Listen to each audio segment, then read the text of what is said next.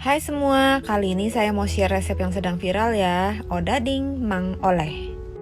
Untuk resep odading viral kali ini, saya menggunakan resep yang tanpa ulen. Jadi semua bisa coba ya. Resep ini juga ekonomis loh, jadi cocok banget untuk jualan. Odading yang biasa disebut roti bantal, teksturnya padat, lembut, dan manis. Bisa dikreasikan dengan wijen atau tanpa wijen. Kali ini saya buat yang tanpa wijen ya. Oke, langsung aja dibuat yuk.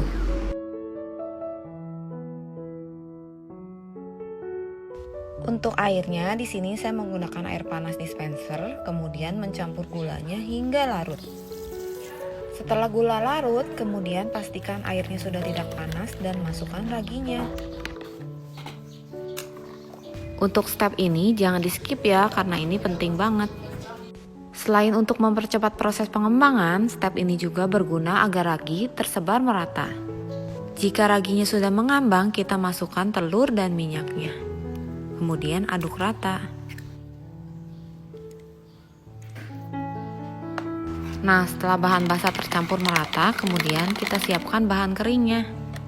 Untuk jenis tepungnya bisa digunakan protein tinggi, protein sedang, atau bisa juga dicampur.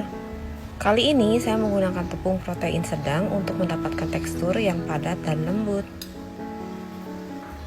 Aduk rata bahan kering, kemudian masukkan adonan basah. Nah, di sini cukup aduk rata dengan sendok.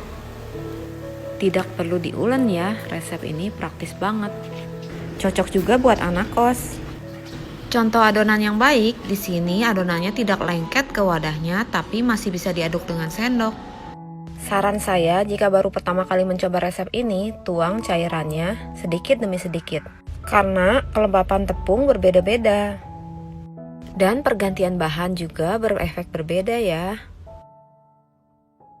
Setelah tercampur rata, tutup dengan lap kering atau cling wrap. Dan diamkan hingga mengembang 2 kali. Proses pengembangannya tergantung suhu di tempat masing-masing. Setelah adonan mengembang, kemudian balur tangan dengan minyak dan kempeskan adonannya. Ambil adonan, kemudian pindahkan ke tempat rata untuk menggilas. Taburkan sedikit tepung pada permukaan. Tujuannya agar adonan tidak lengket saat digilas ya. Kemudian ratakan adonan dan gilas membentuk persegi panjang. Untuk ketebalan adonan jangan terlalu tipis, kurang lebih 1–1,5 cm ya. Nah, setelah adonannya terbentuk, kemudian diamkan kembali selama 10–20 menit. Di sini saya lebih suka mendiamkan dulu adonannya baru dipotong kemudian. Karena jika dipotong duluan, adonannya saat mengembang akan menempel kembali. Gunakan pisau plastik atau punggung pisau untuk memotong adonan. Di sini pinggirannya saya rapikan juga ya, tapi kalau nggak apa-apa kok. Bagi adonan sesuai selera. Di sini saya membagi menjadi 12 bagian.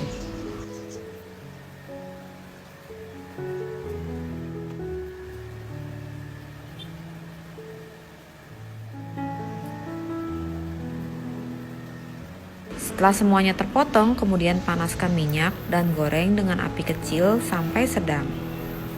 Saat menggoreng, jangan dibolak-balik ya, tunggu sampai permukaan bawahnya kecoklatan, baru dibalik. Menggoreng roti ini sama dengan menggoreng donat. Jika awalnya minyak kurang panas, maka adonan akan menyerap minyak. Jadi pastikan dulu minyaknya sudah panas ya. Nah, untuk warnanya, odading memang warnanya lebih kecoklatan dibanding donat ya. Karena lebih banyak mengandung gula dan biasanya ukurannya besar-besar. Nah, ini dia odadingnya, siap dinikmati dengan kopi dan teh hangat. Nah, odading ini biasanya kalau di Bandung dijual samaan bareng cakwe. Mungkin ada yang bingung, apa sih odading itu? Odading itu biasa disebut juga roti bantal ya. Soalnya bentuknya kayak bantal gitu. Nah, biasanya orang juga jualan ditaburi wijen atau digoreng polosan gini.